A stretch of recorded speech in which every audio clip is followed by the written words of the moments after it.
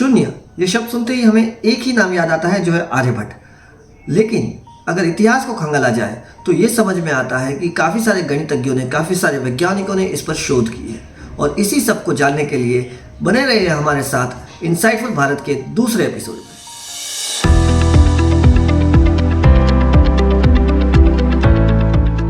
नमस्ते दोस्तों, इनसाइटफुल भारत के दूसरे एपिसोड में आप सभी का स्वागत है। तो शुरू करते हैं चैप्टर 1 से। Chapter 1, from nothing came everything. जब हम लोग इतिहास को खंगालते हैं तो वैदिक काल में जो गणित था, जो मैथमेटिकल इक्वेशंस थे, वो पोएट्री के फॉर्म में, श्लोक्स के फॉर्म में लिखे जाते थे। यहाँ पे नथिंग, वॉइड, स्काई, स्पेस ऐसे शब्दों का वर्णन देखने मिलता है। इसके अलावा जब बेबीलोनियन सिविलाइजेशन के पास जाए, वहाँ भी हम देखते हैं कि जो शून्य है उसको प्लेस वैल्यू के रूप में यूज किया गया था। सुमेरियन मैथमेटिक्स को जब देखा जाता है 2000 BC के आसपास, वहां पर भी हमें यह देखने मिलता है कि शून्य को प्लेस वैल्यू की तरह यूज किया गया था।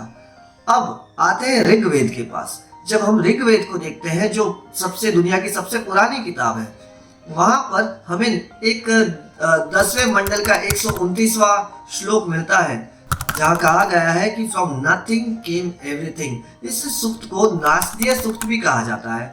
इस नास्तिय सूक्त को आपने कहीं ना कहीं सुना जरूर होगा। अगर आपने वैक्सीन वॉर मूवी देखी है तो वहां पर भी नास्तिय सूक्त को आपने सुना होगा। अगर भारत एक खोज जो 1990 के दशक में चलता था, दूरदर्शन चैनल पे आता था, वहां पर भी आपने नास्तिय सूक्त को सुना होगा। ये सूक्त जो है ये बहुत गहरी बातें करता है, लेकिन हमें इस बारे में हम समझ नहीं पाए, किसी ने कहा नहीं, इसीलिए हमने इस सभी चीज़ों को इग्नोर कर दिया। नास्तिय सूक्त जो दुनिया की सबसे पुरानी किताब ऋग्वेद में इसका वर्णन मिलता है, वहाँ पर theory of evolution of human के बारे में क्लियर वर्णन दिया गया है। और इसी के साथ ये भी वर्णन मिलता है कि हमें नथिंगनेस के बारे में उस वक्त से पता था। चैप्टर 2 की शुरुआत करने से पहले आप सभी लोग नास्तिय सूक्त को एक और बार सुनिए। सृष्टि से पहले सत नहीं था, असत भी नहीं। सृष्टि से पहले सत नहीं था, असत भी नहीं। अंतरिक्ष भी नहीं, आकाश भी नहीं था।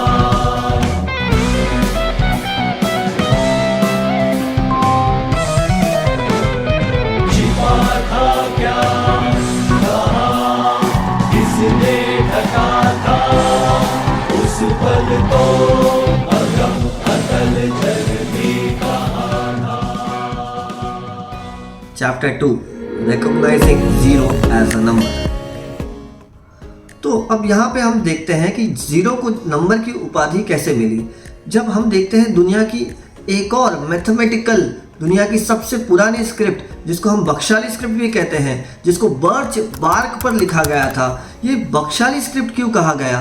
ये बख्शाली स्क्रिप्ट इसका नाम इसलिए पड़ा क्योंकि जब एक्सकवेशन की गई तो पेशावर में, जो प्रेजेंट डे पाकिस्तान में है, वहाँ पर एक बख्शाली नाम का शहर है, वहाँ पर ये स्क्रिप्ट मिली, इसीलिए इसका नाम बख्शाली स्क्रिप्ट पड़ा। जब कार्बन डेटिंग से ये पता किया गया तो ये शायद 300 AD के आसपास की स्क्रिप्ट है। अब यहाँ पर भी जब हम देखते हैं शून्य का उपयोग किया गया है, भले शून्य का उपयोग प्लेस वैल्यू के तौर पे किया गया है, लेकिन इसी स्क्रिप्ट में ये भी देखने मिलता है शून्य को नंबर के फॉर्म में भी उपयोग किया गया है, क्योंकि यहाँ पे हमें 10 डिजिट न्यूमरल सिस्टम मिलता है। और इसी 10 डिजिट न्यूमरल सिस्टम के बारे में हम बात करेंगे चैप्टर 3 में। Chapter 3, 10 digit numeral system. अब जब हम बात करते हैं 10 डिजिट न्यूमरल सिस्टम में, तो बेबीलोनियन से लेके, रोमन से लेके इंडियन सिविलाइजेशन तक हर जगह पे हमें ये 10 डिजिट न्यूमरल सिस्टम मिलता है। अगर आप स्क्रीन में देखेंगे तो आपको बेबीलोनियन का 10 डिजिट न्यूमरल सिस्टम दिखता होगा, जहाँ पे शुरुआत होती है 1 से, 1 2 3 4 5 6 7 8 9 10। अब यहाँ पर देखिए रोमन्स जो थे, उन्होंने भी न्यूमरल सिस्टम के बारे में बात की। इन्होंने कहाँ से शुरुआत की? इन्होंने भी 1 से शुरुआत की। रोमन न्यूमरल सिस्टम तो आज भी हम लोग यूज़ करते हैं। 1 2 3 4 5 6 7 8 9 10 तक रोमन न्यूमरल सिस्टम जाता है। वैसे तो 100 तक जाता है, मैंने यहाँ पर 10 तक बताया है। लेकिन इस बख्शाली स्क्रिप्ट में जब हम लोग 10 डिजिट न्यूमरल सिस्टम देखते हैं तो इसकी शुरुआत शून्य से होती है। शून्य 1 2 3 4 5 6 7 8 9 और शून्य को मैथमेटिकल न्यूमेरिकल वैल्यू भी हम ही ने पहले दी। इसी के साथ साथ में इसका सिंबल भी हम ही ने दिया है, जिसको हम एक बिंदु से रिप्रेजेंट करते थे, एक डॉट से रिप्रेजेंट करते थे। अब यही शून्य पर्शिया गया, हिंदुस्तान से अरब गया, और अरब से ही ये जो शून्य है वे यूरोपियन लोगों को मिला। अब जब यूरोपियन लोगों को ये जो सिंबल शून्य का मिला, तो यूरोपियन ने इसी न्यूमेरिकल सिस्टम को, इसी नंबर सिस्टम को कहा गया कि अरेबिक न्यूमेरल सिस्टम। लेकिन उसके बाद जब इसकी खोज की गई तो इसका जो इतिहास था वो इंडियन मिला। इसकी वजह से इसी न्यूमेरल सिस्टम को कहा गया इंडियन अरेबिक न्यूमेरल सिस्टम, या हिंदू अरेबिक न्यूमेरल सिस्टम, या इंडो अरेबिक न्यूमेरल सिस्टम। तो इस तरीके से आज का जो न्यूमेरल सिस्टम जो आज सब पूरी दुनिया यूज़ करती है, इसको आज भी दुनिया के सभी लोग यही नाम से पुकारते हैं, जिसको कहते हैं हिंदू अरेबिक न्यूमेरल सिस्टम। और ये जो वर्ड है, जो हिंदू है, ये कोई जात या धर्म को रिप्रेजेंट नहीं करता, ये जोग्राफिकल लोकेशन है। जैसे कि हमने देखा चैप्टर 3 में, बेबीलोनियंस ने शून्य को अपने न्यूमेरल सिस्टम में कोई जगह नहीं दी। रोमन्स ने भी शून्य को अपने न्यूमेरल सिस्टम में कोई जगह नहीं दी। लेकिन बख्शाली स्क्रिप्ट में ये एविडेंट हो गया कि हमने शून्य को एक न्यूमेरल सिस्टम में जगह भी दी और शून्य को नंबर के रूप में इस्तेमाल करना भी शुरू कर दिया था। अब आगे बढ़ते हैं और ये जानते हैं work of Indian mathematician on zero.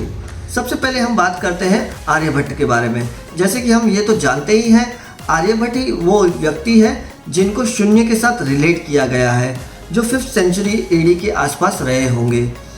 इसके अलावा आर्यभट्ट की बहुत सारी और भी खोज है जिसके बारे में कम ही बात होती है, कम ही चर्चा की जाती है।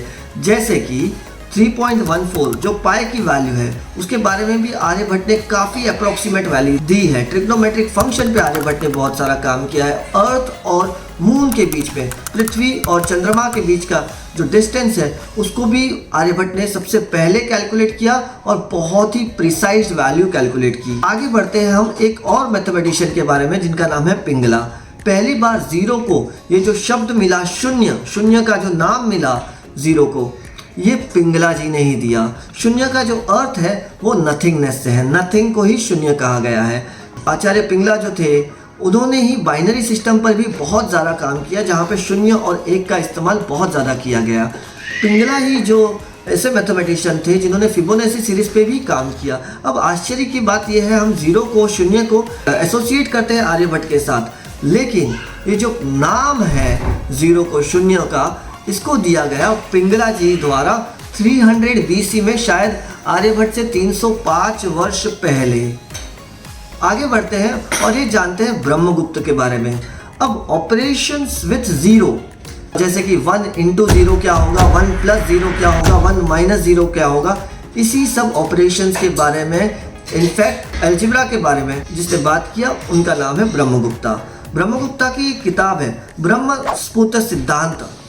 इस किताब में पूरे अलजेब्रा का वर्णन किया गया है। आज फादर ऑफ अलजेब्रा कहा जाता है अल-ख्वारिज़मी को, लेकिन अल-ख्वारिज़मी की बायोग्राफी आप जब पढ़ते हैं तो अब आपको पता चलता है कि अल-ख्वारिज़मी ने ब्रह्मगुप्ता के जो सिद्धांत थे, ब्रह्मस्फुट सिद्धांत, इस किताब को ट्रांसलेट किया था, क्योंकि वो एक बहुत ही अच्छे लैंग्वेजेस के जानकार थे। तो उन्होंने संस्कृत लैंग्वेज में लिखी गई ब्रह्मस्फुट सिद्धांत, ये किताब को अरेबिक में ट्रांसलेट किया, इंग्लिश में ट्रांसलेट किया, पर्शियन लैंग्वेज में ट्रांसलेट किया और दुनिया को ये किताबें उपलब्ध कराई। और इसीलिए अल-ख्वारिज़मी को आज फादर ऑफ अलजेब्रा कहा जाता है, क्योंकि उन्होंने ही दुनिया को अलजेब्रा का पूर्ण ज्ञान दिया। लेकिन सच्चाई तो ये है, अलजेब्रा का पूर्ण ज्ञान ब्रह्मस्फुट सिद्धांत में लिखा गया है, जिसको ब्रह्मगुप्ता जी ने दिया।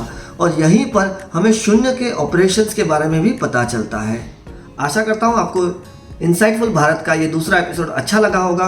अगर अच्छा लगा है तो अपने दोस्तों के साथ शेयर करिए, अपने बच्चों के साथ शेयर करिए, ताकि उनको भारत की सही जानकारी के बारे में पता लग सके।